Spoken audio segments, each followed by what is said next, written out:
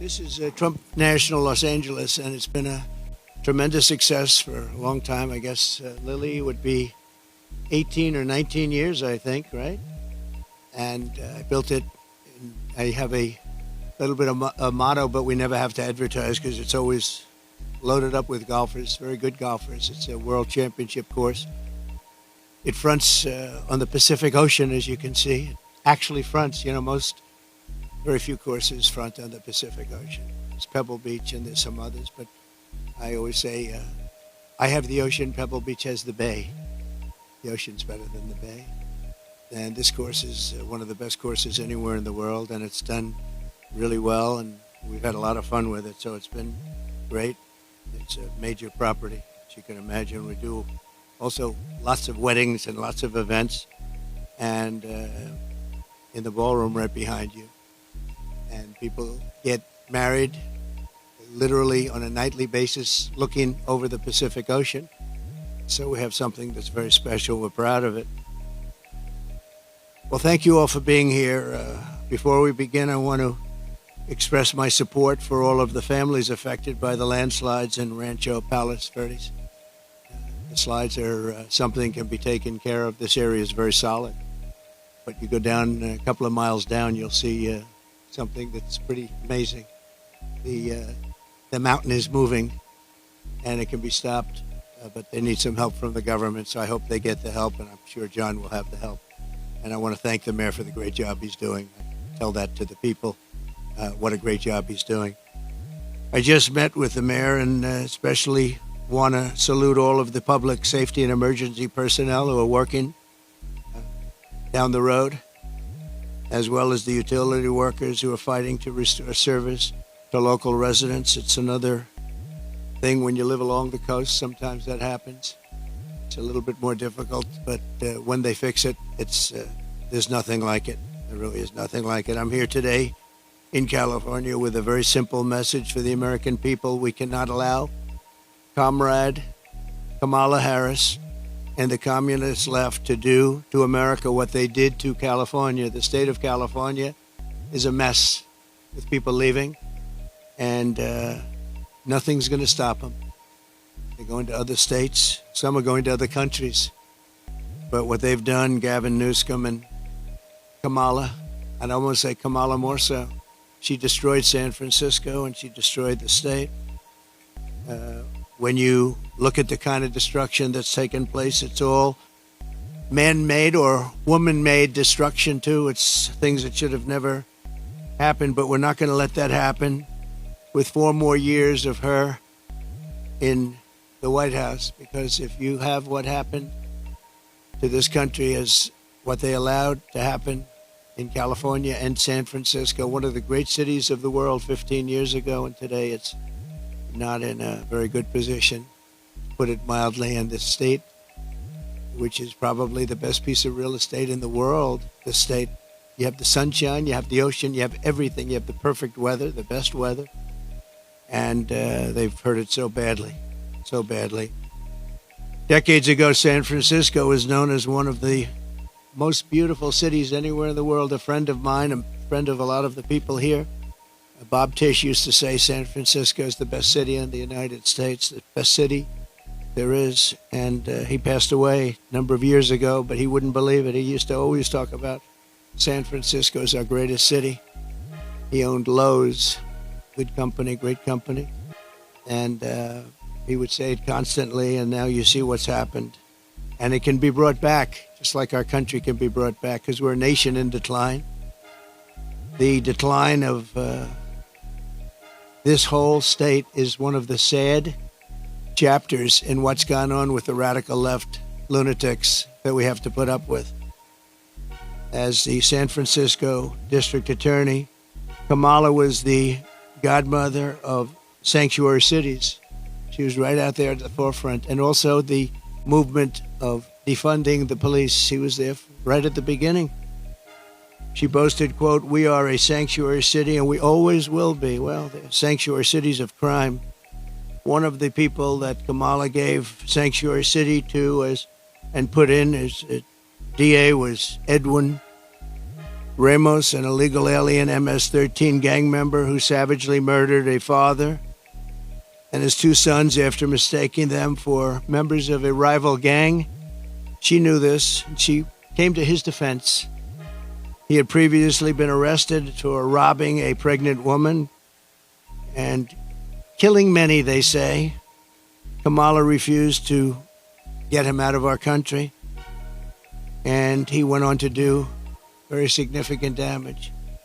She also gave sanctuary to illegal alien Ronnie Aguilera, who murdered a 14-year-old boy, nearly decapitating him with a sword. He enjoyed watching this take place with a sword by his hand. Kamala launched her tenure as DA with a San Francisco police group described as a, quote, fire sale for plea deals. They made plea deals. The only one they don't make a plea deal with is Trump. They go after their political opponent, especially when they haven't done anything wrong. You saw more charges were dropped yesterday in Atlanta, Georgia.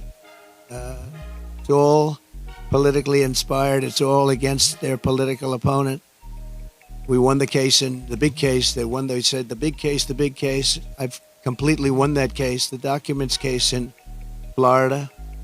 Case was thrown out with deranged Jack Smith, deranged prosecutor, that if he devoted his efforts to violent crime and to the border, which they should have, would be in a lot better position as a country. In one sweetheart deal, Kamala gave only 12 years to a monster known as David Taylor, who got high on crack and murdered a 65-year-old mother with a hammer and a pair of scissors.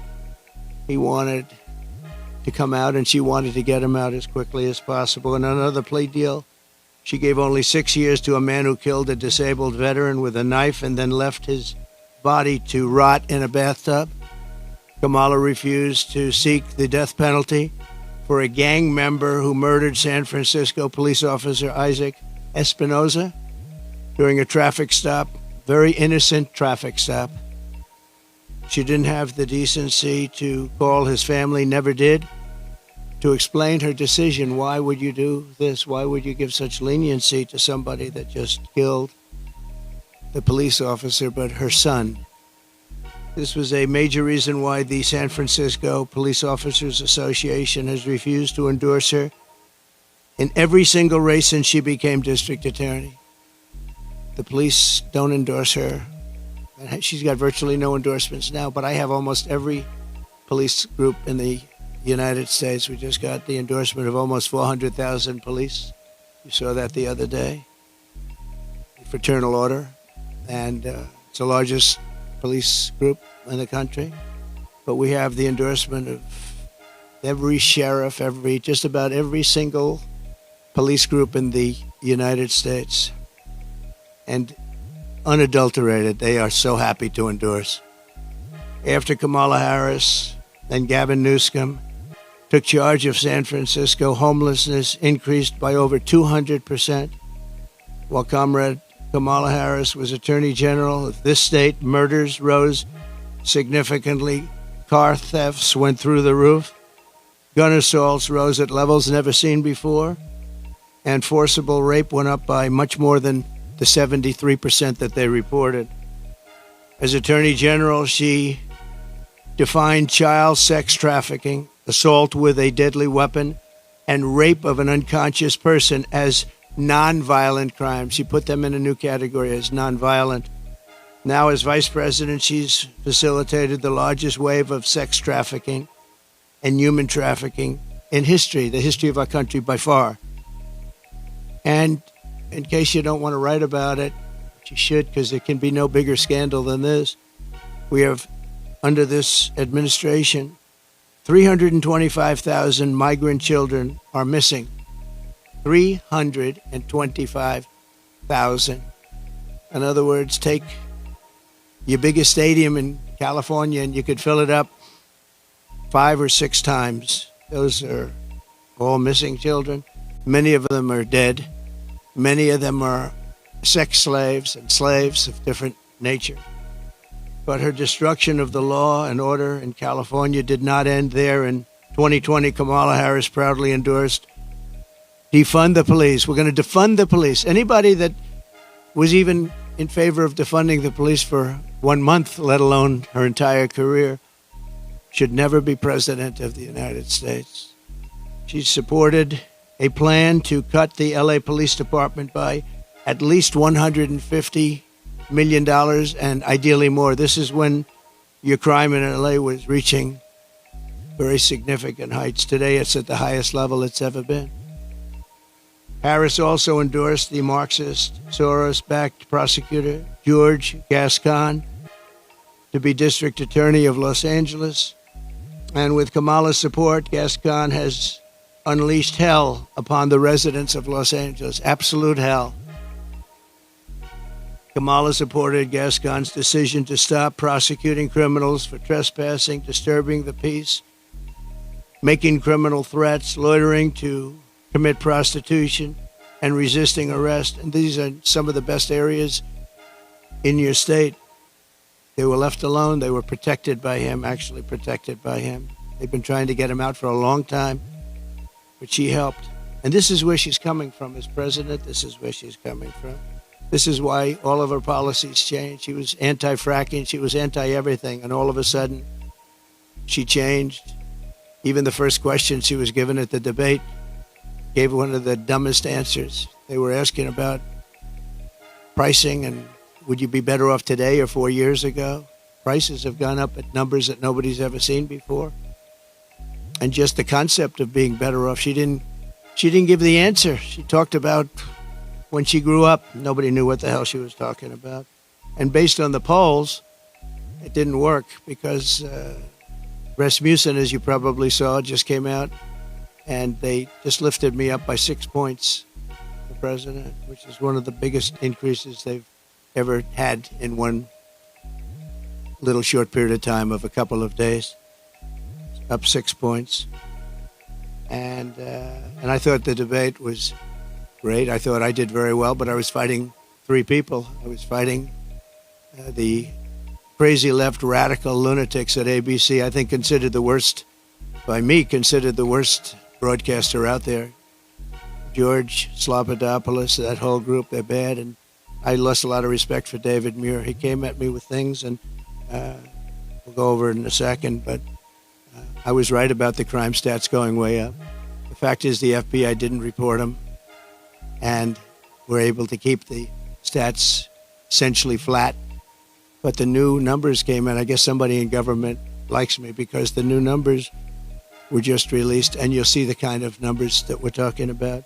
Went not only up, but up at record levels like nobody's seen before when everything was included.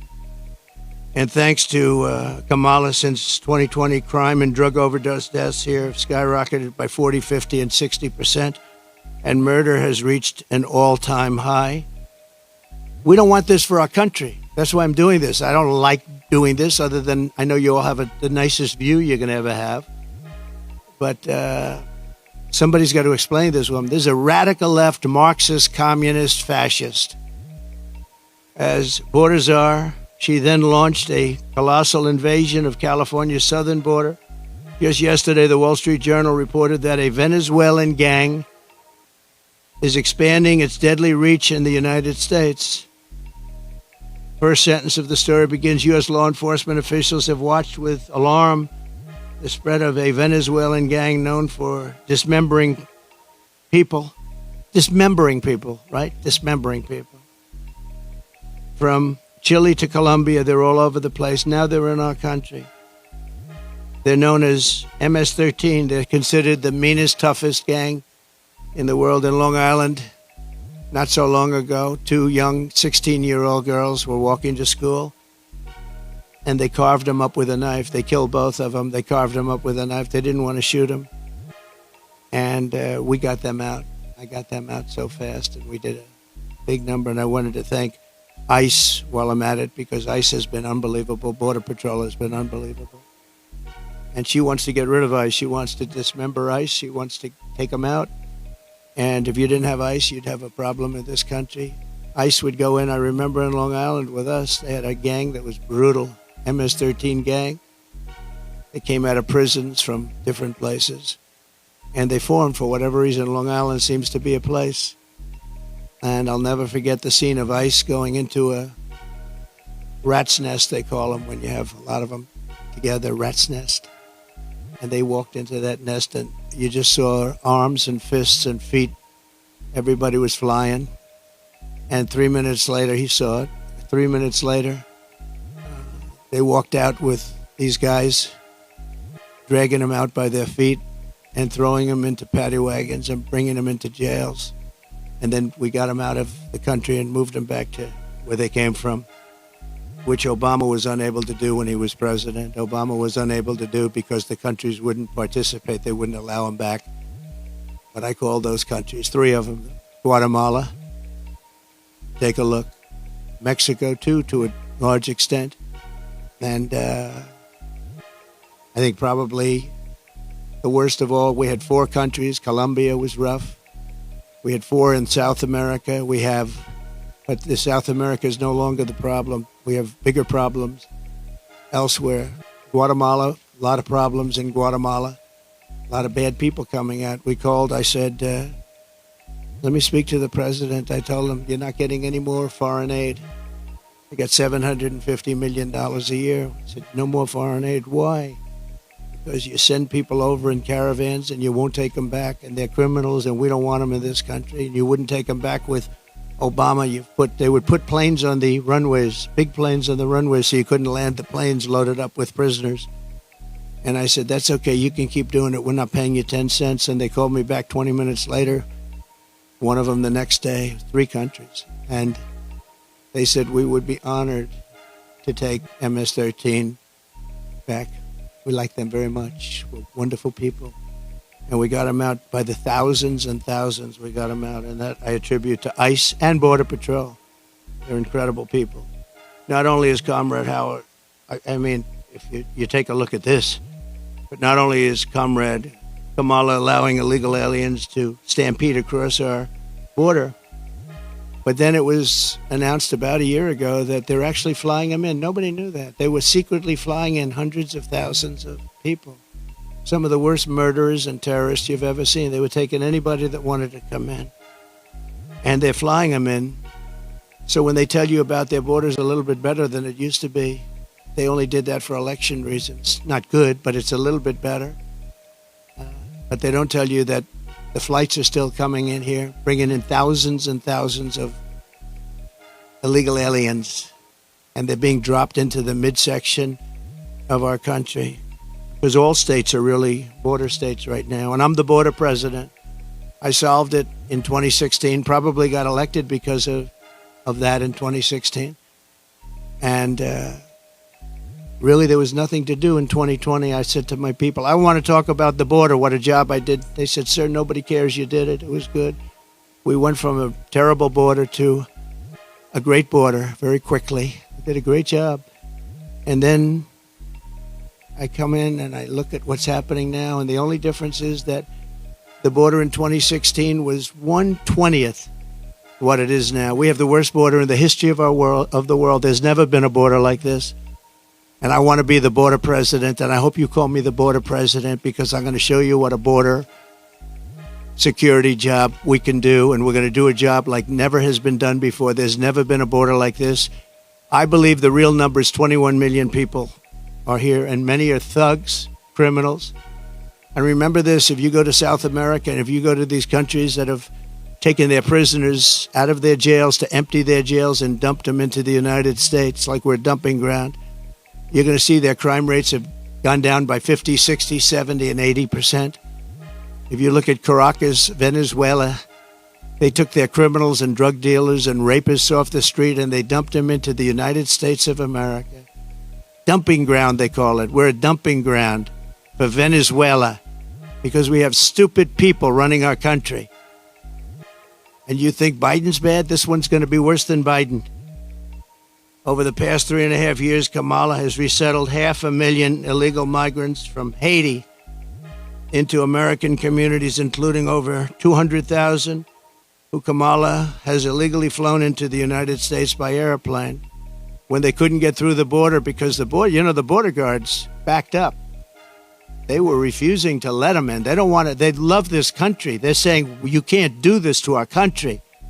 They flew them in right over the top of the border guards, and they're doing it right now. They're doing it right now. In Springfield, Ohio, 20,000 illegal Haitian migrants have descended upon a town of 58,000 people, destroying their way of life. They've destroyed the place. And people don't like to talk about it, because even the town doesn't like to talk about it, because it sounds so bad for the town. They live there. They're proud. They love the town. For years, it was a great place, safe, nice. Now they have 20,000, and I actually heard today it's 32,000. It's the new number. Illegal aliens are now coming in from all over the world, from prisons, jails, mental institutions. They're coming in at levels that we've never seen before. We cannot let this happen to our country. And I will be your border president. And I hope you call me a border president. I never thought I'd have to say that again, because we fixed the border, and now it was 100% beautiful. And that includes fentanyl and drugs and everything else. We had it fixed, and now nobody's ever seen anything like it. And I guess they want to do it because we built hundreds of miles of wall, and we had hundreds of miles, I said, after we completed, much more than I said I was going to complete. And it had a huge impact. But after I completed it, we had all of this wall to be put up. It could have been put up in 200 miles, could have been put up in 3 weeks, would have been totally sealed, and much larger than I originally said, but it worked so well. We were doing so well. And not only didn't they put it up, they sold much of it for 5 cents on the dollar. Very expensive wall, has wires inside of it for technology. Hardened steel, hardened concrete, and rebar. They wanted all three. I did it as per the Border Patrol. I disagreed with the look. They said, sir, this is the only way. We had to put a anti-climb panel on top. The panel on top is an anti-climb panel. I said, I don't like the way it looks. They say, I know, but it stops people from climbing. I said, all right, we'll do it the way you want. A president has a duty to keep you safe. Kamala will turn America into a poor, violent, third world refugee camp. It already sort of is. We have elections that are a mess, and we have a border that's the worst of any border ever in the world. There's never been a country ever in the world that's allowed 21 million people to come across in a short period of time.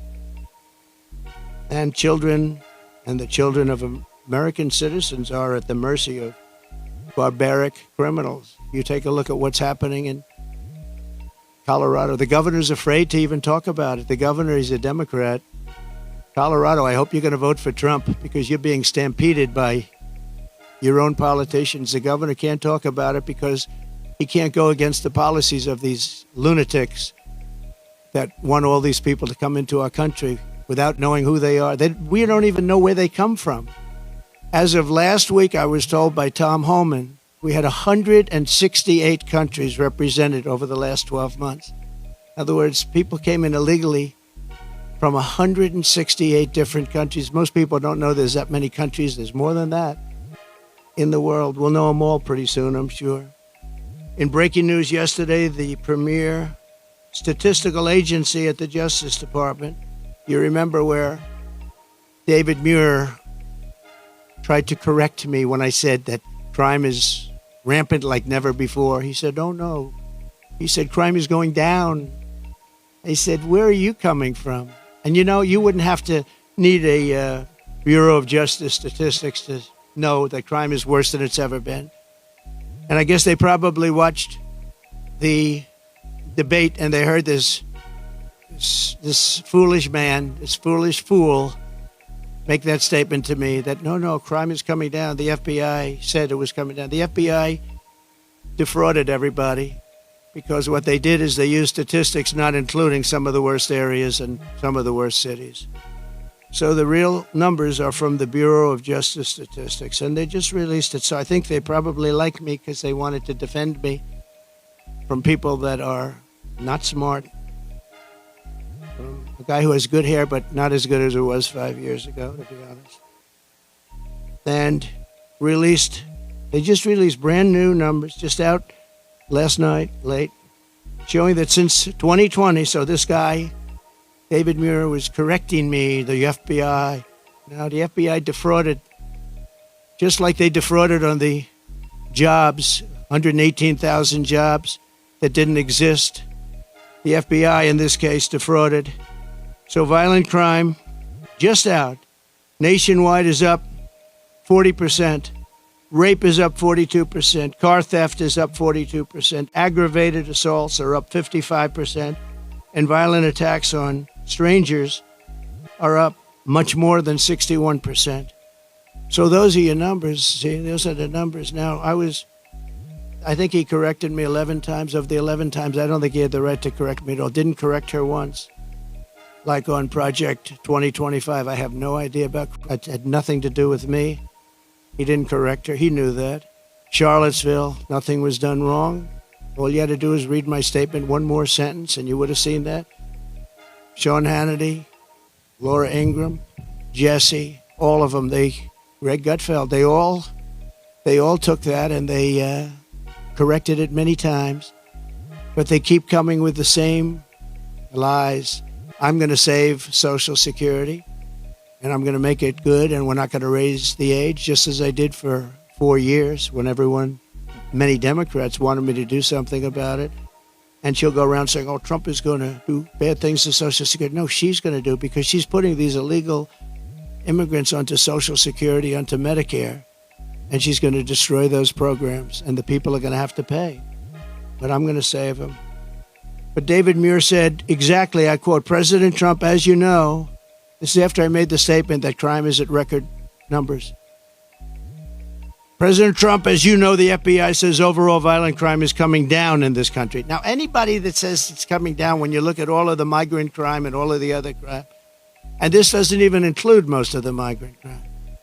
So it's up 55, 65, 75, and 85.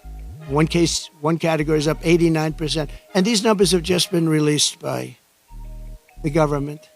I appreciate the person that released them. I think he came to my defense, actually. But the people understand it. In fact, he was wrong. The FBI totally fudged the numbers. And I really believe it's actually a fraud what the FBI did. It's a fraud. And it was a fraud when the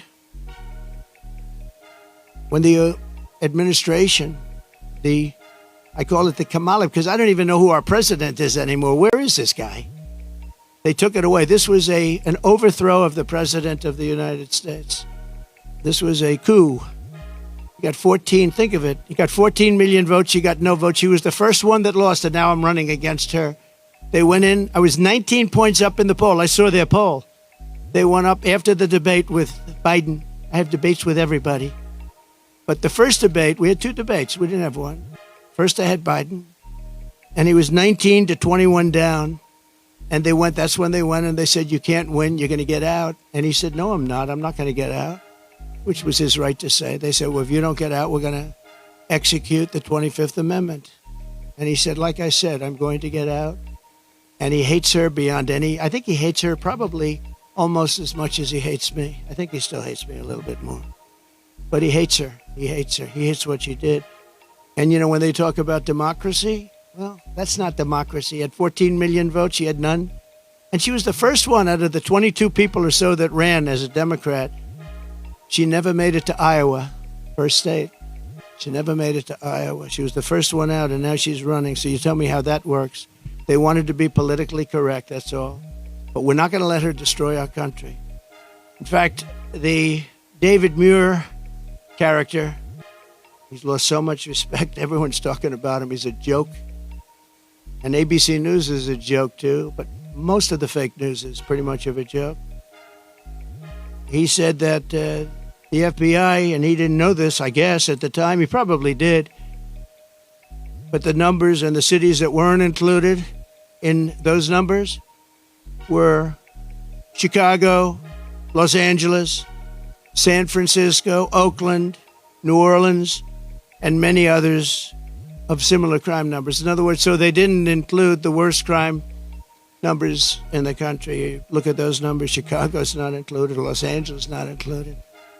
So they could say the numbers are flat, but they didn't include the big boys. And that's a fraud on the public. And as I said, it was a fraud also, just like with so it's 818,000 jobs that they said existed that didn't exist. And they thought they could hold the number off until after the election, anytime after November 5th, but that didn't work out because they had a whistleblower that released the numbers. And then you have Kamala's claim that she worked at McDonald's. She never worked at McDonald's. It's a lie. They went in, they investigated it, and the fake news won't report that. They won't report it. The only one that reported it was Fox, but the fake news won't. She never worked at McDonald's. She said she stood over those French fries when they were being fried, and it was so tough work. She never worked there. She's a liar. She's a liar. But the fake news ought to report she's a liar, because that sounds like a little thing, but it's a big thing, because it tells you they lie. They lie about everything. They lie about statements on the military. Nobody loves the military more than me. She got up today, she said things that were just lies. She's just made up. What's bad for Trump? Oh, this would be, say something bad about the military. Oh, he said bad about the military. Just like McDonald's. Total lie. It's the way they do it. And her VP choice, I think, will go down as a catastrophic choice. Now, maybe I'll be wrong. I'll let you know on November 6th. But I can't believe that guy is an asset. They had other people that would have been. Comrade Kamala Harris and the communist left have also destroyed the economy and the quality of life all across this state and all across our country.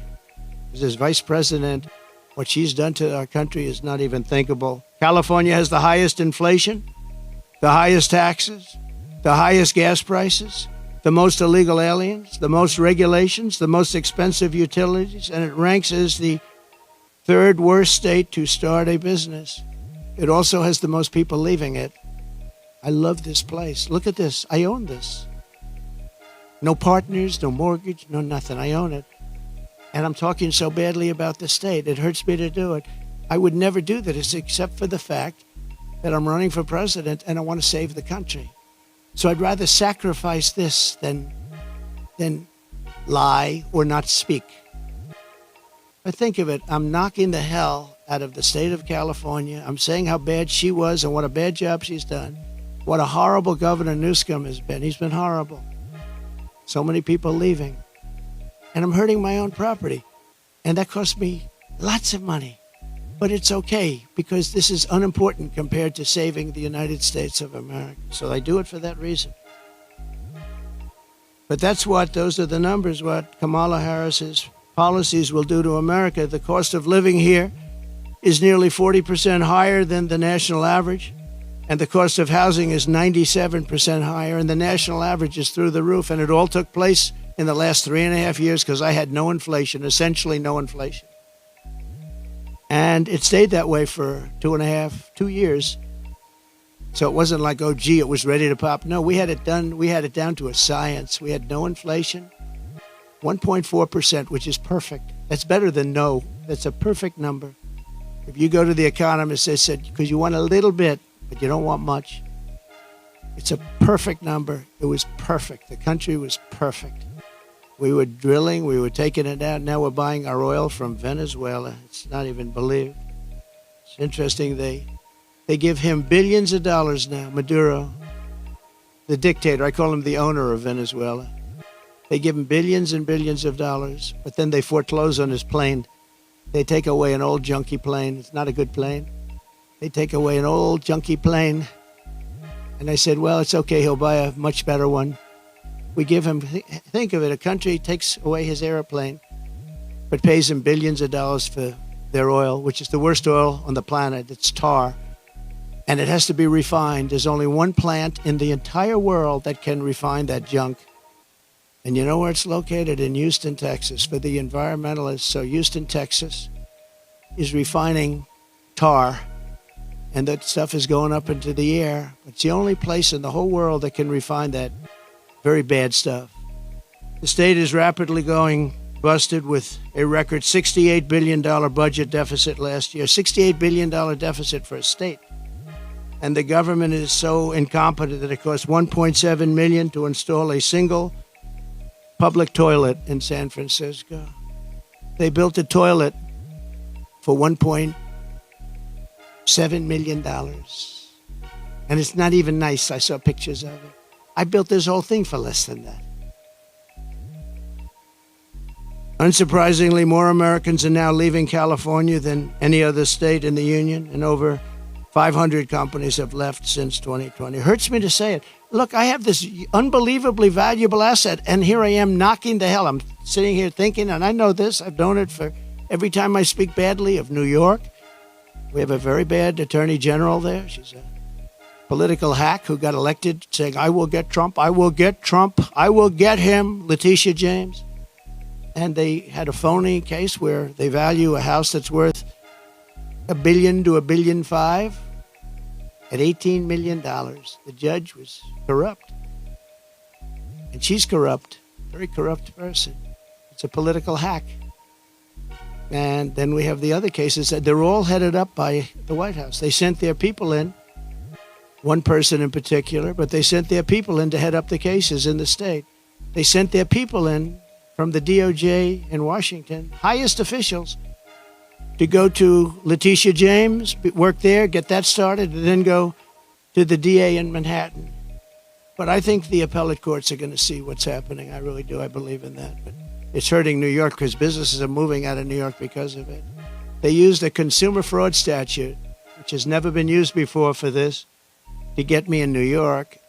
And I had no jury. You can't have a jury. You're not entitled to a jury. Nobody's ever seen anything like it. But I'm sure, I feel sure that the appellate courts will come in and defend, because otherwise our country is finished. A thing like that can happen. And no company wants to move into New York because of it. Very, very bad for New York.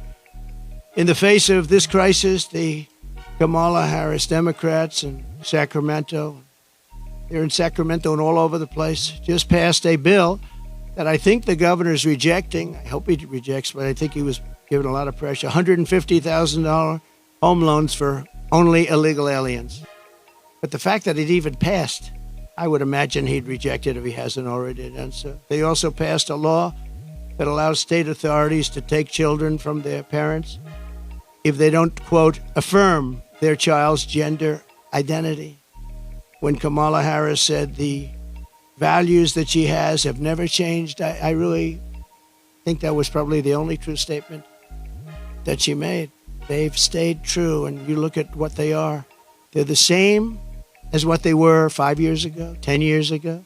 They want to confiscate your guns. They want to take your guns away. They're going to take your guns away if I'm not elected. Anybody that owns a gun, if you vote for them, you're crazy.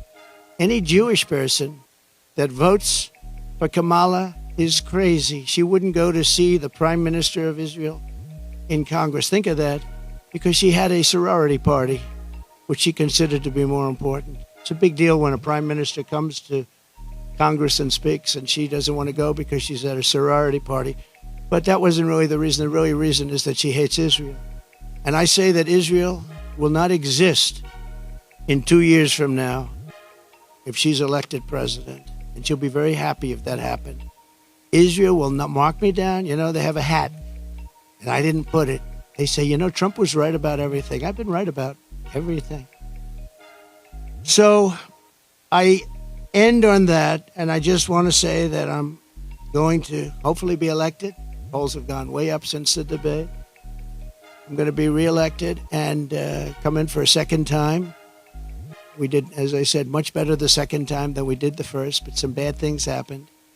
But we're doing it now, and more importantly, I'm looking to the future. We're going to make our country bigger, better, greater than ever before. We're going to turn it around.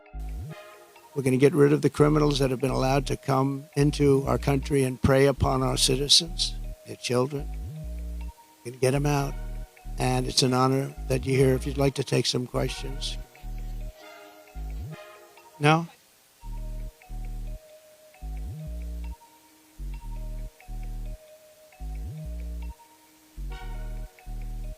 No, excuse me. Most of my Republican allies had said I was great in the debate. You're just like, you know, a lot of other people at Fox. Well, why don't you say most 94% of the Republicans said I did phenomenally in the debate. Some said that I could have been tougher. I don't know how I could have been tougher when I said he's the worst president and she is the worst vice president in the history of our country. 94% of the Republicans, and the only one that wouldn't, maybe a Mitt Romney or somebody like that. But we've gotten great praise for the debate, and based on the polls, like Rasmussen being up 6 today, the first poll out, based on the polls, obviously, I did well in the debate. Also, based on the debate polls, where I sometimes had, in one case, 92% win. So, you know, I did well in the debate.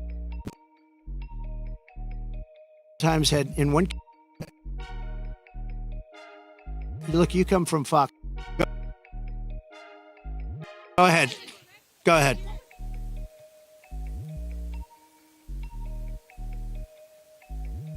Well, I don't know what they would say. Laura's been a supporter of mine, just like a lot of people are supporters, and she's been a supporter of mine. She speaks very positively of campaign. I'm not sure why you asked that question, but Laura is a supporter. I don't control Laura. Laura has to say what she wants. She's a free spirit. Well, I don't know. I mean, look, I can't tell Laura what to do. Laura's a supporter.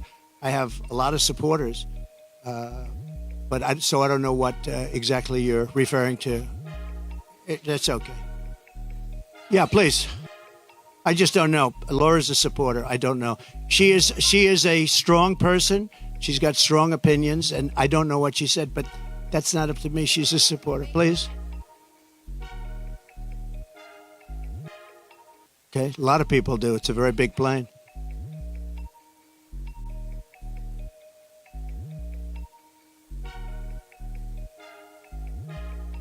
Well, I have to see what the remarks are. You're telling me for the first time we're here discussing the destruction of San Francisco and California by a person that's running for president. So I don't even know what you're talking about.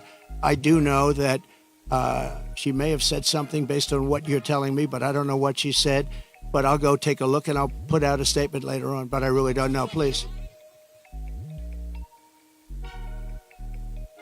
Yes. Well, we could, and maybe we'll do that. Where are you from? That's good. Very good. They're doing a very good job. Yeah, that's very good.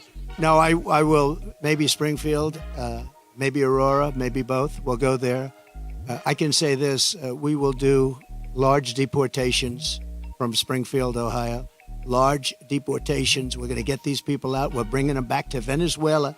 You know, he told Biden he's not accepting anybody back. They moved all their criminals, not all of them, but the rest are moving in now. They emptied their jails in Venezuela, emptied their criminals, emptied the nests. They call them nests of bad people. They're all now in the United States, and they're now taking over cities.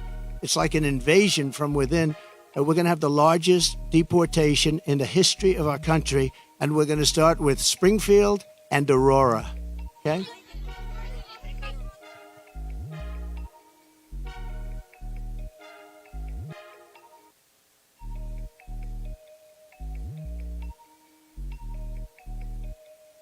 No. The real threat is what's happening at our border, because you have thousands of people being killed by illegal migrants coming in, and also dying. You have women dying as they come up. They're coming up in large groups. We call it a caravan. I think I came up with that name, but it's really what it is. 10,000, 15,000, 20,000 people. And you have large numbers of women being killed in those caravans coming up to this country. And then when they get here, they can go into the country and they end up being sex slaves and everything else. Those are your real problems, not the problem that you're talking about. Yeah, okay.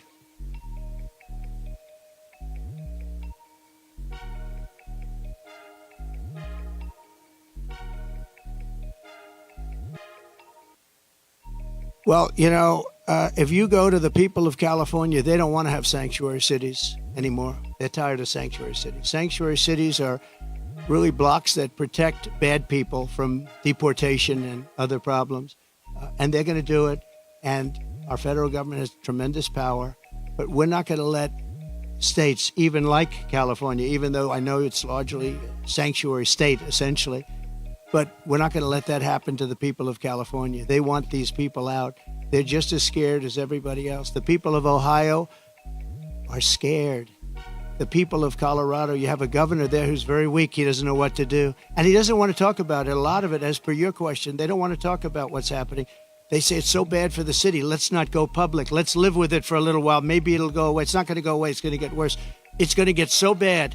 You know what we're experiencing now is they're just getting settled in. There's 21 million people that have come in. They're just getting settled in.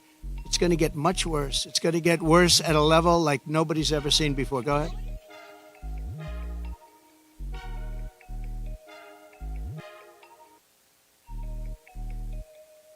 Yeah, that's right.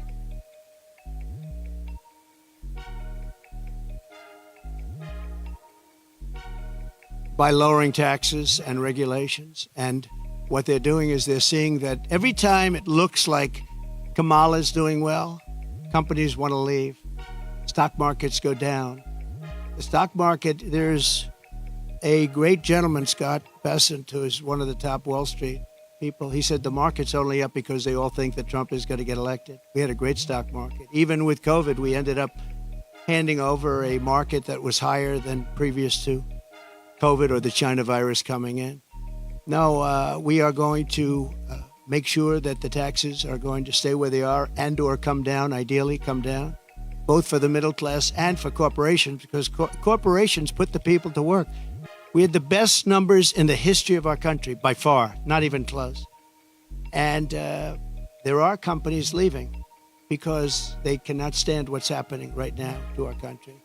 And one of the reasons I'm doing this today is to let them know you're not going to have to leave because we're going to take care of the problem. They have a tremendous crime problem. Like if you're in Los Angeles, look at the crime numbers. And then you have the FBI lying about the numbers, saying the numbers went down. But anybody with common sense know the numbers are through the roof. I didn't know they were as high as they are. But think of it. How good is a person from a government agency that would release the numbers when they saw that I was unfairly targeted by ABC, and you could say by the FBI with false numbers. So, I mean, I have great respect. I have to find out who that person is or who that group is, but I have great respect. Go ahead, one more. You okay?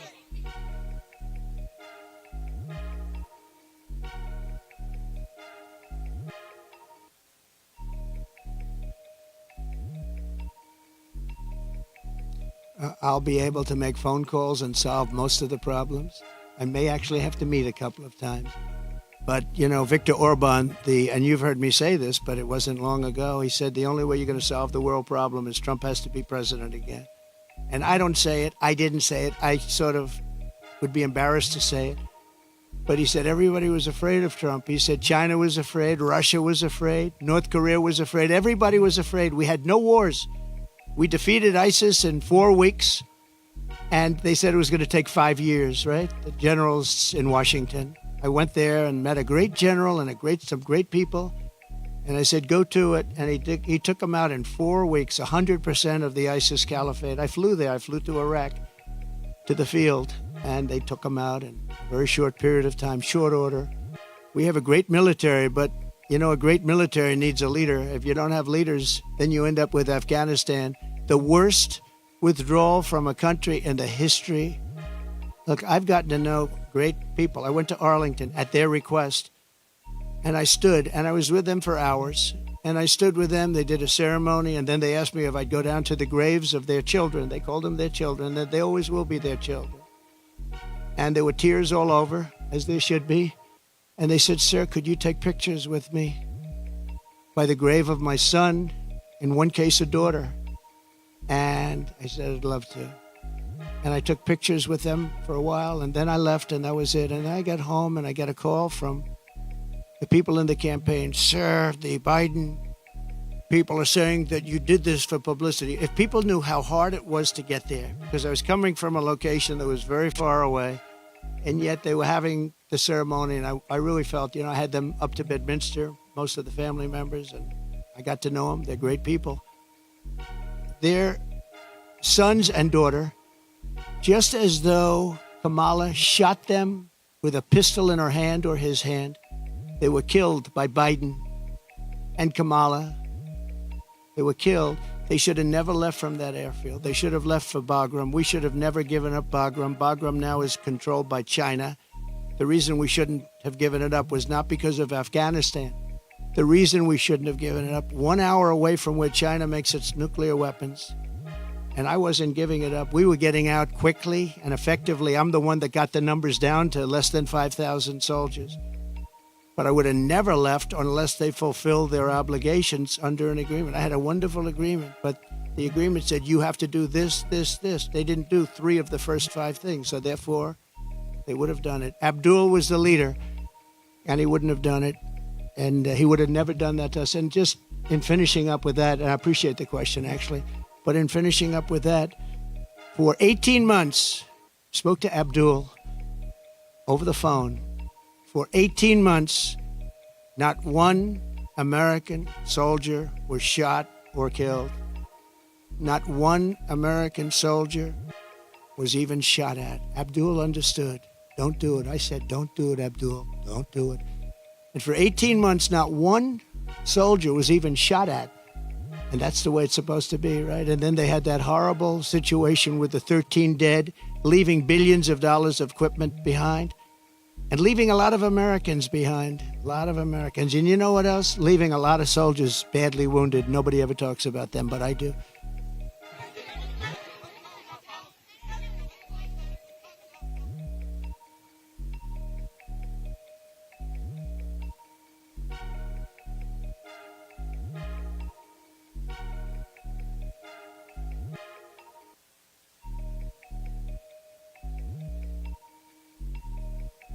Well, I would have a great relationship with them. And what you have to do is start all over again. You cannot have these policies of high taxation. You can't have these policies of politics where you go after your politicians. You have to have an honest voting system because, you don't have an honest voting system. They send out millions and millions of ballots. They go all over the place. Some people get 2, 3, 4, 5. You have a very dishonest system over here. If I ran with an honest vote counter in California, I would win California. But the votes are not counted honestly. It's a very dishonest system that you have in California. And I'd make it business friendly. Right now, it's business unfriendly. Look, Elon Musk is a friend of mine. He endorsed me very powerfully. He endorses me every time he speaks. He really wants to see us win because he knows we can do a great job and turn it around. He left California. I said to him, Elon, did anybody ever call you? It's a big company. He moved to Texas. A lot of people moving to Texas. Great state. Excellent governor, an excellent lieutenant governor. Great people. They love entrepreneurs. They love the people that live there. They want to keep their taxes low. Taxes are way too high here. But I said to Elon, so you have a big company and you're moving it to Texas from California. Did anybody call you, like the governor, to try and get you to stay? No. Did anybody see you, write a letter, do anything to try and keep you to stay? You have thousands of jobs. He said, nobody ever called. There'd be so many things you could do. This would be the easiest place to turn around if they knew what to do. Look at it. I mean, look at the weather. We're standing out here on the Pacific Ocean in the most beautiful weather. A lot of states don't have weather like this. They don't have Pacific Oceans. So it's many things you could do, but you start with lowering taxes and making it friendly. But think of it, Elon Musk, a great guy, brilliant guy, big company, lots of jobs, leaving. Nobody even calls him to try and get him to stay. I would have been on him. I would have said, let's have lunch, let's have dinner, and then let's have breakfast the following morning, right? I would have tried to talk him out of it. Yeah, go ahead, please.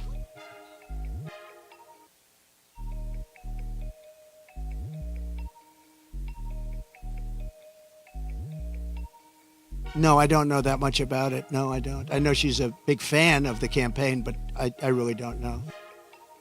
I would say that, she brings a spirit to us that a lot of people have. We have very spirited people. And in all fairness to her, she hates seeing what's happened to the country, I guess. I mean, she hates seeing what's happened to the country. So do I. It's very sad. It's very sad when I have to stand out here on my property and say how bad California is. Did you have another one?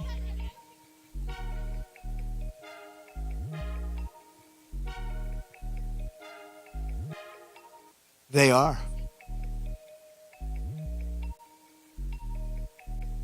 Well, we're going to help them, and I told John, the local mayor, but I told John we're going to help him with his slide problem. There are ways of fixing that. We discussed it. He knows better than anybody, and he needs help from the federal government. He needs help from the state government, and It's a very wealthy area, but you also have people living here that are elderly and have fixed incomes and have houses that are going to be, shoved into the Pacific Ocean if something's not done. And he wants it taken care of. He's a great mayor.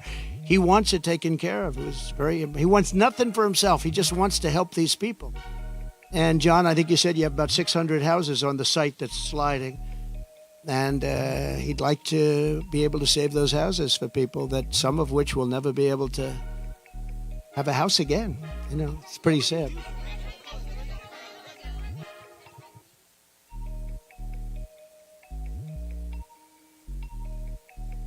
No, I'm not selling. No, I love it. I mean, I use it as a method of getting out my word.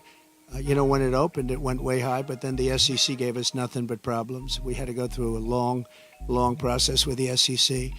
But people think that I'm leaving. That's why they're down, because if I leave, it's different if I leave, but I'm not leaving. I love it. I think it's great. Mechanically, it works the best. And again, I'm friendly with Elon, and Elon would love me to come over to X, but I just, I have close to 100 million people on X. I had 230 million people on X, and then they shut me down, and I said, I'm not going to let that happen again. You know that. I had hundreds of millions of people on X and Facebook and Instagram, I think more than anybody. Zuckerberg told me at the White House, he said, congratulations, you're number one on Facebook. This is a number of years ago. And then all of a sudden I went from being number one to having no voice. And after about 2 or 3 weeks, because I have a lot to say, I put out old-fashioned press statements, like a press statement. And they got really successful, and they did very well. And then we built this platform.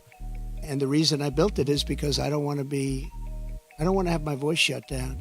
But a lot of people think that I'll sell my shares. They're worth billions of dollars, but I don't want to sell my shares. I'm not going to sell my shares. I don't need money. And it is for me, it's a great voice. It's a great voice. And it's a voice, it works so well. And we just won, as you know, we got final approval from the SEC. It took us a long time. And that really turned it off. When I originally opened that stock, it went from about 2 to about 182. Did you know that? It was the biggest increase in the history of the stock market. I believe, I have to say I believe, because you're going to find one company, maybe more, who knows. But I believe it was the single biggest movement. And I think I was worth $61 billion from that one stock. And then we had nothing but problems with the SEC. And it gets whittled down. But I didn't do it for the money. I did it because I really wanted to have a strong voice, and it's a great voice for me. And as long as my voice is on there, it's going to always be good. But a lot of people think the reason it's down is that a lot of people think I'm going to sell. And if I sell, it wouldn't be the same. I can understand that. But I have absolutely no intention of selling. Okay?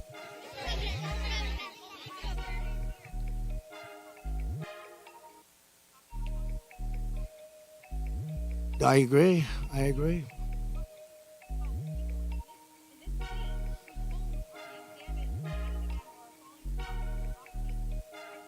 Yeah. Okay. This is my favorite question of the day. You're asking me what would I do for... Let's talk California first. Is that okay? You mind? So I was riding with Devin Nunes and some congressmen 4 years ago. I was riding up north in California. And I looked at these fields that were massive. I was telling John, right? It's my favorite question. I love that somebody would ask me this question. And I never told you to do it, right? Who are you with? Good. Spectrum. It's good. New, hot, right? It's hot. It's doing well. But that's because you ask good questions. So what happened, I'm saying why I look at this field, and it's massive. And in the middle of the field is a little spot of the most green, plush land you've ever seen. I said, and then I'd see another one. These little plots, like 1 and 2 acres. And you'd have 1,000 acres that's barren and dead and dark. And I said, what's the problem here? What is that green acreage? The soil is unbelievably fertile, but they have no water. I said, so do you have a drought? No, we don't have a drought. We have the water is cut off upstate, up in the north. You know that? And the water, in order to protect a certain little tiny fish called a smelt, they send millions and millions of gallons of water out to the Pacific Ocean, way up north. Never even gets close to here. And in Los Angeles and Beverly Hills, all these rich areas, they want to give you like 38 gallons of water to use. You buy a house for a lot of money and then you're allowed to use 38 gallons of water. But you have no water down here. And the reason you have no water, you have the canals. The reason you have no water is because Gavin Newsom didn't want to do it. I had it all done. I had the Department of Commerce at the time. Believe it or not, they're the ones that rule on this particular issue. So you have millions of gallons of water pouring down from the north with the snow caps in Canada and all pouring down. And they have essentially a very large faucet. And you turn the faucet, and it takes one day to turn it. It's massive. It's as big as the wall of that building right there behind you. And you turn that, and all of that water goes aimlessly into the Pacific. And if they turned it back, all of that water would come right down here and right into Los Angeles. They wouldn't have to have people not use more than 30 gallons and 32 gallons. They want to do that, they're trying to do that. And you have so much water, and all those fields that are right now barren, the farmers would have all the water they needed. And you could revert water up into the hills where you have all the dead forests, where the forests are so brittle. Because no place is like California. I go to Austria. The head of Austria tells me, we have trees that are much more flammable than what you have in California. We never have forest fires because they maintain their forests. And you have all that water that could be used as water, what they call water flow, where where the land would be damp. And you'd stop many of these horrible fires that are costing billions and billions of dollars by the federal government, etc. So one thing I'm going to do for California, vote for me, California. I'm going to give you safety. I'm going to give you a great border. And I'm going to give you more water than almost anybody has. And the farmers up north are going to be able to use 100% of their land, not 1% of their land. And the water is going to come all the way down to Los Angeles. And you're going to have more water than you ever saw. And the smelt is not making it anyway. In fact, they make and grow smelt because it dies all the way up and down the line, and they put stuff that was artificially made. You know that. So you're going to have water in California at a level that you've never seen before. The farmers are going to do great. Those fields are going to be all green instead of 1% green. And maybe even more important, you're not going to have illegal immigrants pouring into your country and killing your family. You're not going to have the problems that you have right now. We're going to lower your taxes. We're going to bring the car industry back because your car industry is gone. We're bringing it back to Detroit at levels that you'll never see again. We'll bring it back to better than it was 30 years ago. But with this group, everything is dead. The automobile industry is dead. The water coming here is dead. And Gavin Newsom is going to sign those papers. And if he doesn't sign those papers, we won't give him money to put out all his fires. And if we don't give him the money to put out his fires, he's got problems. He's a lousy governor. And he treated me very nicely, and I treated him very nicely when I was president. But he's done a lousy job. But there's a case. I said, Gavin, will you sign? It took him like a month and a half or 2 months, and then he decided for political reasons. And then we got hit with COVID, and we had to solve another problem. But you're going to have so much money, Mr. Mayor. You're going to have so much money from economic activity and growth. And you're going to have water like you never thought. Now, in your case, maybe you don't want so much water.